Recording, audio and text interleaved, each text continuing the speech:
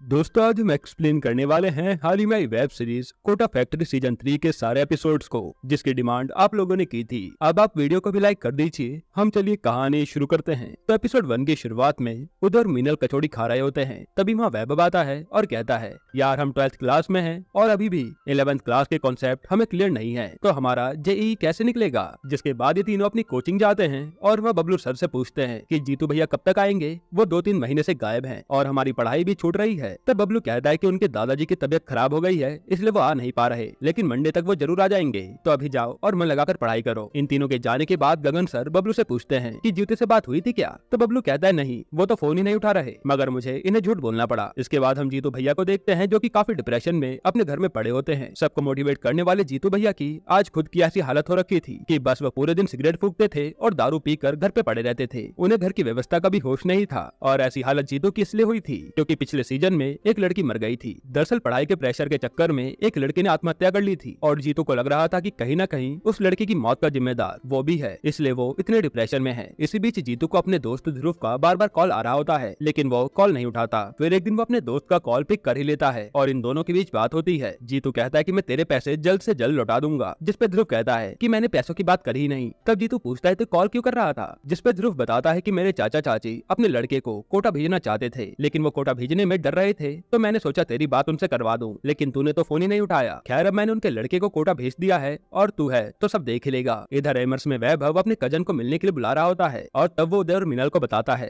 कि मेरा cousin IPL के ट्रायल देकर आ रहा है। अब ये सुनते मिनल और उदय वैभव के कजन से मिलने के लिए एक्साइटेड हो जाते हैं। फिर यहाँ जीतू कोचिंग पहुँचता है, जिसे देख बबलू पूछता है कि तुम इतने दिनों से मेरा फोन क्यों नहीं उठा रहे थे। तब जीतू भैया कहते हैं कि मैं क्लास के बाद बात करता हूँ। इसके बाद जीतू क्लास में पढ़ा रहा होता है, लेकिन वैभव उदय और मिनल आपस में बात कर रहे होते हैं। तब जीतू कहता है कि आखिर चल क्या रहा है। वैभव बताता है कि आज मेरा कजन आने वाला है, तो मैं सोच रहा हूँ कि उसे कहाँ घुमाने ले जाऊँ। अब इस बात को सुनकर जीतू भड़क जाता है कि ऐसे टाइम पर तुम्हें घूमने की लगी है और जब फेल हो जाओगे तो सारी गलती टीचर्स की निकाल देना। जीतू का ये बिहेवियर देखकर तीनों जने थोड़ा सा हैरान हो जाते हैं, क्योंकि आज तक जीतू ने कभी भी ऐसा बिहेव नहीं करा था। फिर क्लास के बाद वैभव अपने कजन का इंतजार करने लगता है और मिनल और उदय भी उसी के साथ थे। तभी वहाँ वैभव का कजन मिंकू आता है और ये सभी एक दूसरे से इंट्रोड्यूस होते हैं। जिसके बाद ये चारों जने अपने रूम पर जाकर एक दूसरे से बातें करने लगते हैं। तब मिनल मिंकू को कचौड़ी खाने के लिए देता है, लेकिन मिंकू खाने से मना कर देता है क्योंकि वो स्ट्रिक्ट डाइट पर था। तभी उदय मिंकू के फोन में उसकी विराट कोहली के साथ फोटो देखकर काफी हैरान हो जाता है। जिसके बाद वो कहता है कि भैया आप तो सेलिब्रिटी बन गए, अब हमारे साथ भी एक फोटो खिंचवा लो। दूसरी तरफ हम एमर्स की नई केमिस्ट्री टीचर पूजा को देखते हैं, जो कि बच्चों को काफी अच्छे से केमिस्ट्री पढ़ा रही होती हैं। और ऑफिस में जीतू, गगन और बबलू पूजा के बारे में बात कर रहे होते हैं कि वो बच्चों को काफी अच्छे से पढ़ाती है, उन्हें यहीं रुकवा लो तो अच्छा होगा। तभी वहाँ पूजा आ जाती है और बबलू कहता है कि आप एक बार पूजा मैम से बात करके देखिएगा। इधर उधर मिनल तीनों लड़कियों को मिंकू से मिलाने ले आते हैं और शिवांगी तीनों को इंट्रोड्यूस करवाती है और मिंकू को बताती है कि ये वर्तिका आपके भाई की गर्लफ्रेंड है। फिर सभी जने मिंकू की काफी तारीफ करते हैं कि आप क्रिकेटर बन गए और आपका करियर तो सेट है। तब वैभव कहता है कि उसे ज्यादा परेशान मत करो, अभी उसका ट्रायल ही हुआ है और सिलेक्शन होना बाकी है। तब सभी जने क्रिकेट खेलने का डिसाइड करते हैं, लेकिन वैभव क्रिकेट खेलने से मना कर देता है और अकेले कमरे में बैठकर पढ़ाई करने लगता है। हालांकि बाकी लोग मजे से क्रिकेट खेल रहे थे। अब अगले दिन वैभव वर्तिका की प्रॉब्लम सॉल्व कर रहा था और उसकी प्रॉब्लम को सॉल्व करते हुए वो कहता है कितनी आसान प्रॉब्लम तुमसे सॉल्व नहीं हो पा रही, जाओ और खेलो क्रिकेट। और मिंकू का अभी सिलेक्शन नहीं हुआ है, उसने बस ट्रायल दिए हैं, जो तुम सब ने उसे सेलिब्रिटी बना दिया। तब वर्तिका कहती है अच्छा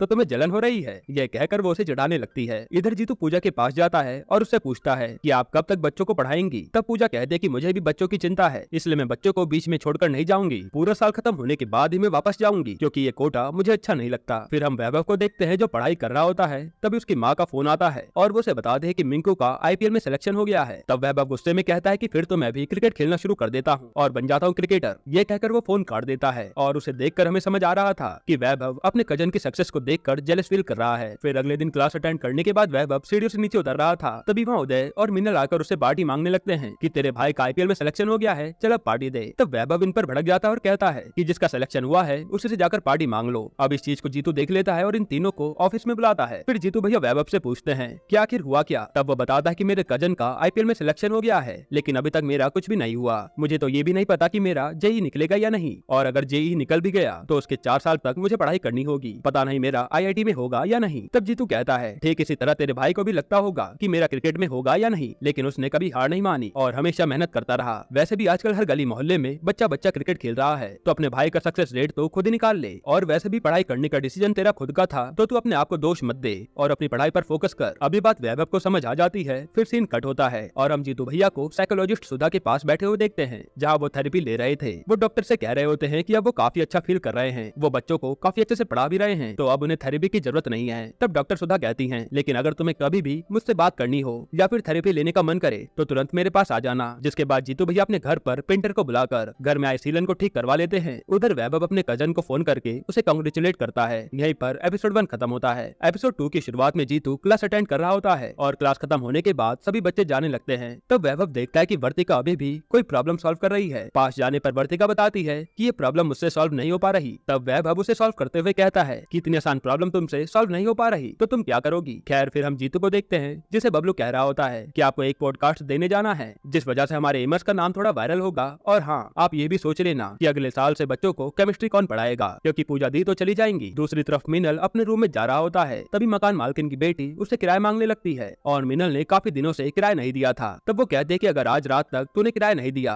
तो मैं तेरे सारे सामान को बाहर फेंक दूंगी। जिसके बाद मिनल उदय से मिलने उसके कमरे में जाता है, जहाँ शिवांगी भी बैठी होती है। मिनल उदय से पूछता है कि कुछ खाने के लिए है क्या। तब वो तीनों मैगी खाने लगते हैं। जब मिनल काफी जल्दी जल्दी मैगी खा रहा था, जैसे कि वो काफी टाइम से भूखा हो। तब शिवांगी समझ जाती है और वो उदय को इशारा करती है। तब उदय उससे पूछता है कि मिनल भाई, अगर पैसे वगैरह की कोई दिक्कत हो तो मुझे बता देना। मिनल कहता है कि अरे कोई दिक्कत नहीं है। उदय पूछता है तो क्या तूने अपना किराया दे दिया। मिनल कहता है कि हाँ, आधे पैसे तो दे दिए, लेकिन जैसे घर वाले पैसे भिजवाएंगे मैं तुरंत पूरा दे दूंगा। अब अगले दिन तीनों कोचिंग के बाहर खड़े होते हैं, जहाँ शिवांगी आती है और अपनी माँ के हाथ के बने लड्डू उदय को देती है। वो कहते कि इसे पूरा खत्म मत करना। फिर कोचिंग में जाते ही उदय उन लड्डू को मिनल को खाने के लिए देता है, लेकिन मिनल तो वो लड्डू सभी को बांट देता है। इसके बाद ये तीनों मंदिर जाते हैं, जहाँ फिर से उदय मिनल को पैसे देने के लिए घंटी में 500 रुपए का नोट लगा देता है, ताकि उदय को वो पैसे मिले तो वो अपने पास रख ले। फिर जैसे मिनल घंटी बजाता है तो वो पैसे नीचे गिरते हैं, लेकिन मिनल तो उन पैसों को भगवान का आशीर्वाद समझकर मंदिर में ही दान कर देता है। दूसरी तरफ हम जीतू भैया को देखते हैं, जो कि पॉडकास्ट दे रहे होते हैं और वो बच्चों के बारे में बात कर रहे थे कि बच्चे कितनी मेहनत करते हैं और वो पढ़ाई में अपना पूरा दम लगा देते हैं। जिनमें से कुछ बच्चे तो आगे निकल जाते हैं, लेकिन जो बच्चे फेल हो जाते हैं उनके बारे में कोई बात ही नहीं करता। उन्होंने भी तो काफी मेहनत करी होती है उस मुकाम तक पहुंचने के लिए। यहाँ उनका कहना था कि एजुकेशन पॉलिसी में कुछ बदलाव तो होने चाहिए। साथ ही पॉडकास्ट के जरिए वो अपनी कोचिंग एमर्स का भी प्रमोशन कर देते हैं। इधर मिनल के रूम में उससे मिलने वैभव और उदय आते हैं, जो उससे कहते हैं कि तू हमें दोस्त समझता ही नहीं है, क्योंकि तू हमें अपनी प्रॉब्लम नहीं बता रहा और ना ही हमसे कोई पैसे ले रहा है। तब मिनल कहता है कि मैं तुमसे पैसे नहीं ले सकता। अगर मैं तुमसे पैसे लूंगा तो मेरी सेल्फ रिस्पेक्ट का क्या होगा और मैं तुमसे ठीक से बात भी नहीं कर पाऊंगा। तब वैभव उसे समझाता है कि माना तेरी सेल्फ रिस्पेक्ट काफी बड़ी है, लेकिन तू अभी हमसे पैसे ले ले और बाद में दे दियो। लेकिन मिनल नहीं मानता। तब उदय उसे कहता है कि मेरे पास एक दूसरा रास्ता है, तो कल सुबह तैयार रहियो। अगले दिन उदय मिनल को अपने अंकल की गेमिंग शॉप पर लेकर जाता है और बताता है कि ये मेरे अंकल हैं, तुझे इनके लड़के को 1 घंटा पढ़ाना होगा, बदले में ये तुझे 3000 रुपए देंगे। मिनल कहता है कि ठीक है, अगर चाय कचौड़ी का समय निकाल दूं तो 1 घंटा बचाकर इन्हें पढ़ा दूंगा। फिर वैभव और उदय लाइब्रेरी पहुंचते हैं और वैभव देखता है कि वर्तिका वैशाली के साथ पढ़ रही है, लेकिन उसने तो कहा था कि वो आज उसके साथ पढ़ेगी और ये देखकर वैभव को अच्छा नहीं लगता। दूसरी तरफ जीतू भैया अग्रवाल सर से मिलने जाते हैं और उन्हें बताते हैं कि अब कोचिंग क्लासेस में सब ठीक चल रहा है, बस हमें केमिस्ट्री के टीचर को ढूंढना है, क्योंकि पूजा दीदी ज्यादा टाइम तक नहीं पढ़ाएंगी। तब अग्रवाल सर कहते हैं कि ठीक है, मैं पूजा से बात कर लूंगा, तुम उसकी चिंता मत करो। इधर रात को वैभव वर्तिका को हॉस्टल छोड़ने जा रहा होता है और रास्ते में वो पूछता है कि तुम मेरे साथ छोड़कर वैशाली के साथ क्यों पढ़ रही थी, मैं भी तो तुम्हें अच्छे से कॉन्सेप्ट समझा देता हूँ। जिस पे वर्तिका कहती है कि तुम नहीं समझोगे। अगले दिन मीनल उस बच्चे को पढ़ाने जाता है, तभी उस बच्चे के पापा वहाँ आते हैं और वो मीनल को फीस दे देते हैं। वो कहते हैं कि इसकी बुआ का लड़का भी आपसे पढ़ना चाहता है, अगर आपके पास समय हो तो बता देना। लेकिन मीनल कहता है कि अभी मेरे पास समय नहीं है। हालांकि वो घर जाकर अपने टाइम टेबल को थोड़ा एडजस्ट करके समय निकालने की कोशिश करता है। हालांकि अब कहीं न कहीं 1 घंटा तो मीनल का टाइम बर्बाद हो रहा था। इसी बीच एक दिन वैभव मीनल को कॉल करता है और कहता है कि क्वेश्चन पेपर वाली बुक लेते आना। फिर आधे रास्ते में मीनल के पास उसी बच्चे का फोन आता है और वो कहते हैं कि सर मेरा कल पेपर है और मुझे कॉन्सेप्ट समझ नहीं आ रहे। तब मीनल कोचिंग जाने की जगह उस बच्चे के पास चले जाता है। अब शाम को वैभव और उदय साथ में बैठे होते हैं, जहाँ शिवांगी भी होती है और वैभव मीनल पर भड़क रहा होता है कि तू आया क्यों नहीं। फिर वैभव उदय को बताता है कि मैं और वर्तिका भी बीच में डेट पर गए थे, हम दोनों के बीच सब कुछ सही चल रहा था, लेकिन अचानक से वर्तिका को पता नहीं क्या हो गया, उसने मेरे साथ स्टडी करना ही छोड़ दिया। अब ना ही वो मुझसे कुछ पूछती है और ना ही ज्यादा बातें करती है। जिसपे शिवांगी कहते हैं कि तू वर्तिका को इतना अंडर कॉन्फिडेंट फील करवा देता है कि उसकी जगह मैं भी होती तो तुझसे बात ना करती। जैसे कि वो तुझसे कोई क्वेश्चन पूछती है तो उसमें भी तू कहने लगता है कि इतना आसान क्वेश्चन तुमसे नहीं हो पा रहा। अरे वो तो तेरी मदद लेना चाहती है, लेकिन तू तो उसे छोटा फील करवा देता है। अब वैभव को अपनी गलती समझ आ जाती है और वो तुरंत वर्तिका के पास जाकर अपनी गलती की माफी मांगता है और वर्तिका भी उसे माफ कर देती है। लेकिन फिलहाल वर्तिका अभी भी वैभव के साथ स्टडी करने के लिए तैयार नहीं थी। दूसरी तरफ मिनल एमर्स के बाहर खड़ा होता है जीतू भैया से बात करने के लिए। तभी उसके पापा का फोन आता है, जो उसे कहते हैं कि इस बार पैसे थोड़ा लेट भिजवाऊंगा। जिस पर मिनल कहता है कि कोई बात नहीं, अभी मेरे पास थोड़े पैसे रखे हुए हैं। उसी टाइम मीनल के पास उसी बच्चे का फोन आता है जिसे मीनल पढ़ाया करता था और वो उसे एक सवाल पूछता है। अब अगले दिन मीनल जीतू भैया से मिलने जाता है, जहाँ वो जीतू से सवाल पूछता है कि अगर किसी लड़के को और दो लड़कियों से प्यार हो जाए तो वो कैसे डील कर सकता है। जीतू कहता है कि तुझे किससे प्यार हो गया, जिस पे मीनल कहता है कि भैया मुझे नहीं, मेरे छात्र को। अब ये सुनकर जीतू पूछता है कि तू आजकल कर क्या रहा है। तब मीनल जीतू भैया को सारी बात बता देता है। फिर जीतू मीनल से उदय और वैभव को भी बुलाने के लिए कहते हैं और उनके आने पर जीतू भैया उन्हें सुनाने लगते हैं कि तुमने अपने दोस्त को समझाया नहीं कि इस टाइम पर वो सिर्फ अपनी पढ़ाई पर ध्यान दे, फालतू इधर उधर के कामों पर नहीं। जिस पर वैभव और उदय बोलते हैं कि हमने तो इसे बहुत समझाया था, यहाँ तक कि पैसे भी देने की कोशिश करी थी, लेकिन इन भाई साहब की सेल्फ रिस्पेक्ट इन्हें मना कर रही थी पैसे लेने से। अब ये सुनकर जीतू भैया कहते हैं मीनल तू तो काफी बड़ा हो गया, अब तू भी सेल्फ रिस्पेक्ट देख रहा है, इन सब चक्करों में अभी तू मत पड़, तुझे सिर्फ अपनी पढ़ाई करनी है और ये 5,000 कमाने के चक्कर में तू अपना जीवन बर्बाद कर लेगा और तेरे तो मार्क्स भी अब कम आने लगे हैं। ये सुनकर मीनल हैरान हो जाता है और जीतू कहता है अब जाकर तू सिर्फ अपनी पढ़ाई पर ध्यान दे और पैसे की चिंता मत कर, वो मैं तुझे दूंगा। इनके जाने के बाद गगन सर कहते हैं कि आप बच्चों के मामले में कुछ ज्यादा ही इन्वॉल्व हो जाते हैं, जिस पर जीतू कहता है कि क्या करे गगन सर, ये हैं तो सारे अपने ही बच्चे। तभी वहाँ पर दो बच्चे आते हैं जो कहते हैं कि सर हमें ना तो फिजिक्स ना केमिस्ट्री और ना ही मैथ समझ आ रही है। जिस पर जीतू कहता है कि तुम्हें कुछ समझ नहीं आ रहा तो चलो एक सजेशन क्लास रखेंगे, उसी में बात करेंगे और तुम्हें सब समझ आ जाएगा। फिर गगन कहता है कि जीतू भाई मैं तुम्हें एक सुझाव देता हूँ, अगर हमें अपनी कोचिंग क्लासेस को और चलाना है तो हमें भी इस बारी बच्चों से रैंक निकलवानी पड़ेगी, इसलिए जो टॉपर्स बच्चे हैं उनका एक अलग ग्रुप बना देते हैं जिससे टॉपर्स का टाइम बर्बाद नहीं होगा। लेकिन ये बात सुनकर तो जीतू भड़क जाता है क्योंकि वो सभी बच्चों को एक समान मानता था और वो गगन को उल्टा सीधा सुना देता है। तब गगन गुस्सा होकर वहाँ से चले जाता है। इधर मीनल बच्चे को पढ़ाना बंद कर देता है और यहाँ जीतू भैया के घर में दोबारा से वही सीलन आ गई थी, यानी इसका इशारा था कि जीतू भैया की मेंटल कंडीशन ठीक नहीं है। यहीं पर एपिसोड 2 खत्म होता है।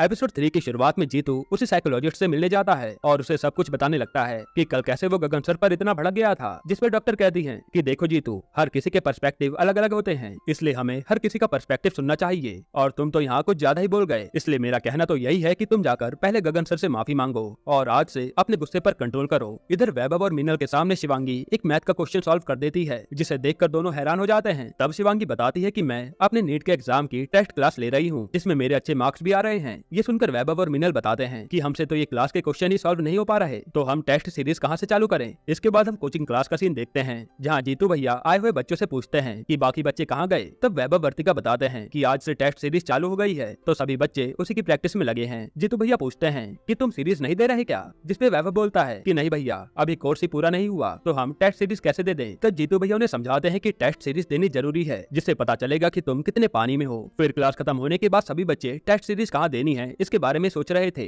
इधर जीतू भैया को गगन सर इग्नोर कर रहे होते हैं। तभी जीतू को पूजा समझाती है कि कल तुम गलत पॉइंट पर लड़ रहे थे, तुम्हें तो ये सोचना चाहिए कि अगले साल केमिस्ट्री बच्चों को कौन पढ़ाएगा। तभी जीतू भैया को एक बच्चा मिलता है जो उनसे छुट्टी मांगता है क्योंकि उसकी दादी की तबीयत खराब हो गई है। तब जीतू भैया उसे पैसे देते हैं और कहते हैं कि फ्लाइट से घर जाना और जल्दी वापस आना। दूसरी तरफ हम शिवांगी को देखते हैं जो अपना टेस्ट देकर बाहर निकल रही होती है। तभी उसकी दोस्त नताशा उससे बात करने लगती है। इतनी देर में उदय वहाँ आता है और शिवांगी उदय के साथ बैठकर चली जाती है और रास्ते में उदय पर ही अपना गुस्सा निकालने लगती है क्योंकि शिवांगी का आज पेपर अच्छा नहीं गया था। फिर हम जीतू को देखते हैं जो गगन सर के घर पहुंचता है और उनसे बातें करने लगता है कि हम दूसरे टीचर्स को कहां से लाएंगे। तब गगन कहता है कि टीचर तो मिल जाएंगे, लेकिन इमर्स में कोई क्यों आना चाहेगा। तब जीतू उस दिन के बर्ताव के लिए गगन से माफी मांगता है और गगन कहता है कि उस दिन मुझे गुस्सा तो बहुत आया था, पर छोड़ो ये बात भूल जाते हैं। इधर सारे स्टूडेंट अपनी टेस्ट सीरीज देने के लिए अपने अपने कंप्यूटर एग्जाम रूम में पहुंच जाते हैं, जहाँ मीनल उदय की जगह पर जाता है और चेकिंग करने पर एडमिट कार्ड फोटो ब्लर होती है, इसलिए कोई मीनल को पहचान नहीं पाता। फिर एग्जाम देने के बाद ये तीनों घर पहुंचते हैं, जहाँ शिवांगी अपने दोस्त से फोन पर लड़ रही होती है क्योंकि इन दोनों के टॉपिक्स पूरे नहीं हो रहे थे।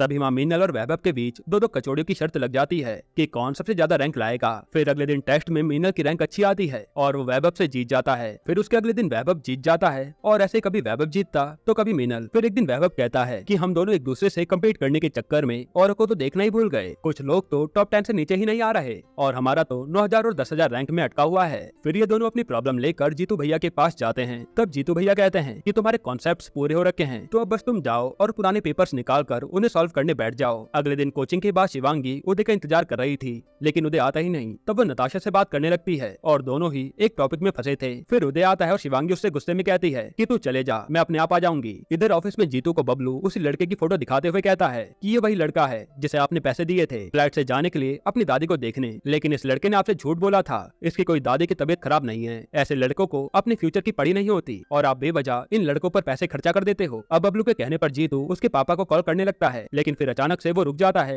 और फोन साइड में रख देता है। यहीं पर एपिसोड 3 खत्म होता है। एपिसोड 4 की शुरुआत में जीतू भैया क्लास में बच्चों को समझा रहे होते हैं कि बोर्ड के पेपर में सब चीजें फुल लिखनी चाहिए। तब वैभव कहता है कि ये तो हमें आता ही है और जीतू भैया कहते हैं अच्छा चल एक क्वेश्चन सॉल्व करके दिखा। जिस क्वेश्चन को सॉल्व करने के बाद जीतू भैया उसकी काफी सारी गलतियां निकालते हैं और कहते हैं कि बोर्ड में जब तक फुल इंट्रो के साथ किसी भी क्वेश्चन को सॉल्व नहीं करोगे तब तक मार्क्स नहीं मिलेंगे। तभी वह बबलू आता है और जीतू को बताता है कि आपसे कोई मिलने आया है। फिर हम देखते हैं कि जीतू भैया से राजस्थान एजुकेशन मिनिस्टर के सेक्रेटरी मिलने आए होते हैं, जिनका नाम मनविंदर चौहान होता है। उन्होंने जीतू भैया का पॉडकास्ट देखा था जिसमें जीतू ने एजुकेशन पॉलिसीज बदलने की बात करी थी। उस बात से प्रभावित होकर वो जीतू से मिलने आए थे। फिर चौहान जी जीतू से पूछते हैं कि आपको गवर्नमेंट की किस पॉलिसी से दिक्कत है। तब जीतू उन्हें सब चीज बताता है, जिसे सुनकर वो जीतू से कहते हैं कि हम कॉम्पिटिटिव एग्जाम देने वाले बच्चों के लिए एक नई पॉलिसी बना रहे हैं, जिसके लिए हमने एक टीम बनाई है और उस टीम का हिस्सा हम आपको भी बनाना चाहते हैं। जिस पर जीतू कहता है कि मैं तो बस एक टीचर हूँ। तब चौहान जी कहते हैं कि हमें एक टीचर की ही जरूरत है। उन्हीं के पॉइंट ऑफ व्यू से हम सोचना चाहते हैं कि हम पॉलिसी में क्या क्या बदलाव करेंगे, लेकिन इसके लिए जीतू को जयपुर जाना पड़ेगा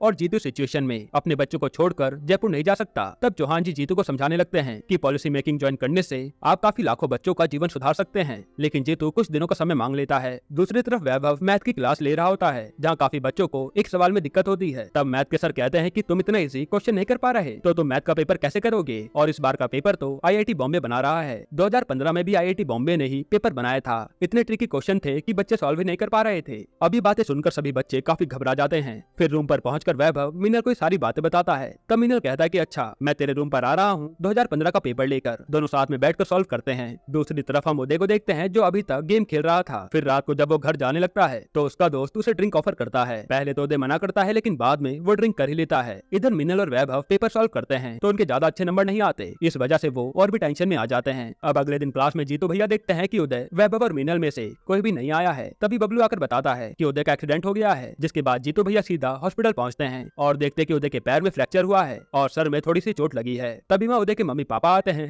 और सभी को पता लगता है कि उदय तो ड्रिंक कर गाड़ी चला रहा था, जिस वजह से वो नीचे गिर गया और उसके चोट लग गई। तब उदय की माँ उस पर चिल्लाने लगती है। फिर हम जीतू को देखते हैं जो दोबारा से साइकोलॉजिस्ट के पास जाता है और उन्हें बताता है कि ये सारी गलती मेरी ही है, मैंने उदय पर ज्यादा ध्यान नहीं दिया। अगर मैं ध्यान देता तो वो ऐसी हरकत कभी ना करता। तब डॉक्टर जीतू को समझाती हैं कि इसमें तुम्हारी कोई गलती नहीं है, ड्रिंक उसने करी तो उसी की गलती है, वो कोई छोटा बच्चा नहीं है और तुम बच्चों की हर बात को अपने आप से इतना मत जोड़ा करो। आज से तुम बच्चों से थोड़ा डिटैच हो जाओ, तभी तुम अपने आप को हील कर पाओगे, वरना तुम्हारी तबीयत दिन पर दिन बिगड़ती जाएगी। जिसके बाद हम अग्रवाल सर को देखते हैं जो पूजा से बात कर रहे होते हैं और यहाँ पता चलता है कि पूजा उन्हीं की बेटी है। अग्रवाल सर पूजा से पूछते हैं कि तुम एमर्स में क्यों पढ़ाना नहीं चाहती। पूजा बताती है कि वो तुरंत जयपुर जाना चाहती है और कोटा में नहीं रुक सकती, क्योंकि कोटा के लोग अब बच्चों का मास प्रोडक्शन करने में लगे हैं और वो ये सब नहीं देख सकती। तो अग्रवाल सर उसे समझाते हैं कि ये तो हर जगह की कहानी है, धीरे धीरे तुम्हारे जयपुर में भी यही होगा। इस चीज को सुधारेगा कौन, आज तुम जैसे टीचर ही तो हैं जो इस चीज को सुधार सकते हैं। फिर अगले दिन जीतू भैया सभी बच्चों की क्लास लेते हैं और उन्हें कहते हैं कि आगे आने वाली क्लासेस को मिस मत करना, उसमें काफी इंपॉर्टेंट टॉपिक समझाए जाएंगे। फिर कुछ बच्चे मीनल और वैभव का मजाक उड़ा रहे होते हैं क्योंकि उनसे 2015 का पेपर अच्छे से सॉल्व नहीं हो पाया। तभी वर्तिका आकर उन्हें बताती है कि बोर्ड और मेंस एग्जाम के बीच गैप काफी कम है, तो हम प्रिपेयर कैसे करेंगे। अब ये सुनकर वैभव भड़क जाता है और काफी लंबा चौड़ा डायलॉग बोलने लगता है। वो उसमें कहता है कि इन्होंने हमें समझ क्या रखा है, पहले हम बच्चों की रेड मारो, इतना पढ़ाओ लिखाओ और फिर पेपर प्रिपेयर करने के लिए भी हमें वक्त मत दो। यहाँ वैभव चुप ही नहीं हो रहा था। तब गगन सर उसे पानी पिलाकर शांत करवाते हैं और वो सबको समझाने लगते हैं कि पेपर तो हर बार ही ऐसा ही आएगा, तो क्या तुम हर बारी इतना डर कर रहोगे। चिंता मत करो, अपनी प्रिपरेशन पर ध्यान दो, पेपर अच्छा ही होगा। अब यहाँ से मीनल, वैभव और शिवांगी उदय से मिलने हॉस्पिटल जाते हैं। तब उदय बताता है कि उसके मम्मी पापा वापस उसे घर पर ले जा रहे हैं। तब मीनल जीतू भैया को फोन करके बताता है कि उदय के मम्मी पापा उसे कोटा से ले जा रहे हैं। तो जीतू भैया और पूजा दीदी तुरंत हॉस्पिटल पहुंचते हैं उदय के मम्मी पापा को रोकने के लिए। फिर वहाँ उदय की मम्मी जीतू भैया पर ही चिल्ला पड़ती है कि हमने आपकी जिम्मेदारी पर अपने लड़के को छोड़ा था, लेकिन आपने हमारे लड़के पर ध्यान ही नहीं दिया। ये यहाँ पर दारू पीने लग गया और पूरे दिन गेम खेलता रहता है। तब जीतू भैया गुस्से में कहते हैं कि आपका लड़का है, आप ले जाइए। और पूजा दीदी सिचुएशन को संभालते हुए उदय की माँ से बात करती हैं कि आप उदय को यहाँ से ले जाएंगे तो सब ठीक हो जाएगा क्या। उदय की माँ कहती है कि मैं इस पर पूरी पाबंदी लगाकर रखूंगी। जिस पर पूजा दीदी कहती हैं कि जब वो कॉलेज जाएगा तो क्या उसकी संगत नहीं बिगड़ेगी, या फिर जब वो नौकरी करेगा तो वो क्या नहीं बिगड़ सकता। आप कहाँ कहाँ उस पर ध्यान रखेंगी, आप बस अपने बेटे को तैयार कर सकती हैं, उसका हर समय ध्यान नहीं रख सकती। तब उदय अपने मम्मी पापा के सामने रोते हुए सॉरी कहता है और उसकी माँ कहते कि ठीक है, जब तक तेरे पेपर नहीं हो जाते मैं तेरे साथ ही रहूंगी। ये सुनकर सभी दोस्त खुश हो जाते हैं कि उदय यहाँ से कहीं नहीं जा रहा। फिर हम पूजा को देखते हैं जो जयपुर के लिए रिजाइन लेटर लिख रही होती है, क्योंकि अब उसने कोटा में रहने का मन बना लिया था। यहीं पर एपिसोड 4 खत्म होता है। एपिसोड 5 की शुरुआत में पता लगता है कि उदय का प्लास्टर खुलने वाला है। तब शिवांगी एक्साइटेड हो जाती है और उदय से कहते कि अब ठीक है, तेरी माँ को तेरे कच्चे नहीं धोने पड़ेंगे, तेरी माँ को तेरे कच्चे नहीं बदलने पड़ेंगे, वैसे तेरा एक कच्चा मेरे पास भी पड़ा है। तब उदय कहता कि एक बार पीछे मुड़कर तो देख, और जैसे शिवांगी पीछे मुड़ती है तो पीछे उदय की माँ वहीं बैठी होती है, जिन्हें देखकर शिवांगी हैरान हो जाती है कि वो उदय की माँ के सामने क्या क्या बोल गई। तभी उन सभी को पता लगता है कि उनका मेंस क्लियर हो गया है। जिस न्यूज को सुनकर वो सभी काफी खुश होते हैं। इधर ऑफिस में सभी टीचर खुश होते हैं कि उनके बच्चों का मेंस क्लियर हो गया। तभी जीतू भैया कहते हैं कि मैं कॉलेज और कोटा दोनों छोड़कर जा रहा हूँ। ये सुनकर सभी टीचर हैरान हो जाते हैं और इसकी वजह पूछने लगते हैं। जीतू भैया बताते हैं कि वो एजुकेशन मिनिस्ट्री में जाना चाहते हैं पॉलिसी मेकिंग के लिए। अब उन्होंने अपना मन बना लिया था तो वह इस चीज से पीछे नहीं हटेंगे, लेकिन वो अभी नहीं जा रहे। बच्चों की जेईई एडवांस होने के बाद ही वो कोटा छोड़ेंगे। फिर सभी टीचर्स क्लास में जाकर सभी बच्चों को बधाई देते हैं जिनका मेंस क्लियर हो गया था, और कहते हैं कि अभी आपको मजे नहीं करने, बस थोड़ी सी मेहनत और करके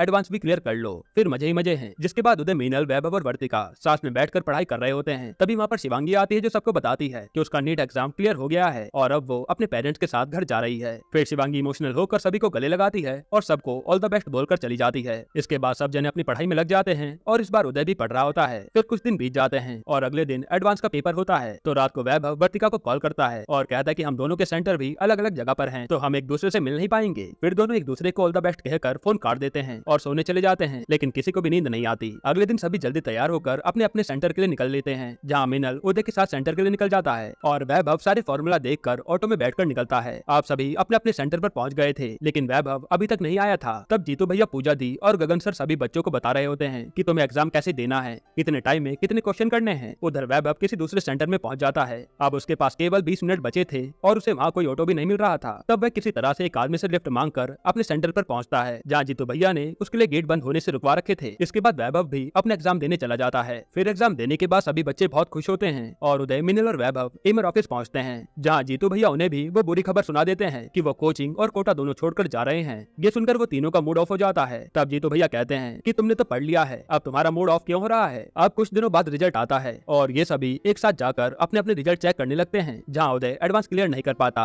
और वर्तिका एडवांस में काफी अच्छी रैंक लाती है। इसे देखकर वो काफी खुश भी होती है। वही मीनल का भी एडवांस क्लियर हो गया था, जिसे देखकर वो काफी खुश था। फिर वो तुरंत अपने घर वालों को फोन कर ये खबर सुना देता है। तभी पता चलता है कि वैभव एडवांस क्लियर नहीं कर पाया, जिस वजह से सभी दोस्त काफी उदास हो जाते हैं। फिर वैभव अपने रूम में अकेला बैठा रो रहा होता है। तभी वहाँ पर जीतू भैया आते हैं, जिनके आते वैभव गले लगकर रोने लगता है। तब जीतू भैया उसे समझाने लगते हैं कि इस बार नहीं हुआ तो क्या हुआ, अगली बार दोबारा ट्राई करना। तब वैभव कहता है कि मुझसे नहीं होगा, जब तक आप थे तब तो मुझसे क्लियर नहीं हुआ, और अब आप जा रहे हो तो मैं क्लियर कैसे कर पाऊंगा। जीतू भैया कहते हैं कि मेरे होने या ना होने से कोई फर्क नहीं पड़ता, ये तेरी डेडिकेशन ही साबित कर सकती है कि तू इसे क्लियर कर पाएगा या नहीं। अब अगले दिन जीतू भैया कोचिंग छोड़कर जा रहे होते हैं और काफी सारे बच्चे उन्हें विदा करने आए होते हैं, जहाँ हर कोई उनके लिए कुछ न कुछ लाया था। फिर जीतू भैया सबको अलविदा करके गाड़ी में बैठकर वहाँ से निकल जाते हैं। दूसरी तरफ वैभव दोबारा से जेईई का फॉर्म भरता है और ऑटो में बैठकर जा रहा होता है। रास्ते में उसे जीतू भैया दिखते हैं, लेकिन वो उनसे कुछ कहता नहीं और दोनों अपने अपने रास्ते चले जाते हैं। यहीं पर ये सीजन खत्म होता है। दोस्तों, आपको ये वेब सीरीज कैसी लगी हमें कमेंट में जरूर बताइएगा, और इसके अलावा आप कौन सी मूवी या वेब सीरीज का एक्सप्लेनेशन चाहते हैं वो भी कमेंट कीजिएगा। बाकी अगर आपको हाल ही में आई कमाल की मूवी देखनी है